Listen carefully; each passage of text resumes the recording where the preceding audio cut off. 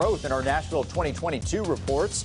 Since the city announced a new Titans stadium is in the works, there's been a lot of buzz about a Nashville Super Bowl one day. But what does it take to get a Super Bowl, and what's it like hosting one? I asked one man who's been behind the scenes of two Super Bowls. We got the bid, and I looked over to a couple folks and I said, so this is the happiest day of your life getting the bid. Now starts the work. Michael Zimmer was president of Miami's Super Bowl host committee for a decade, and he says that Nashville forming that host committee is step one. They are the entity that signs the Super Bowl contract with the NFL, not the city, not the state. You really need to start preparing. You need to build that infrastructure of a host committee. You need to build the people that understand what the league is looking for, because the NFL just goes from city to city to city. And then once you're up that year, they come to you and they say, okay, guys, are you ready to go?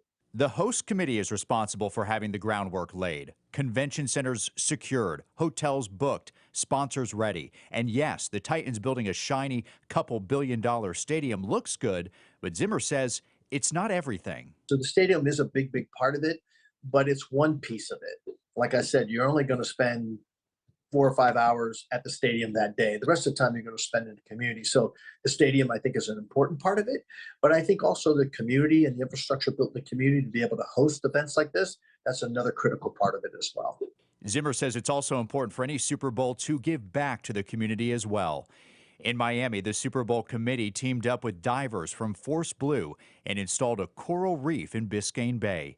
It's called the 100 Yards of Hope. We planted 100 corals off of Miami in honor of the NFL's 100th season.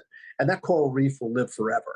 So what I did was I said, the game's going to come and go. It's going to be awesome. But what's the legacy we leave behind?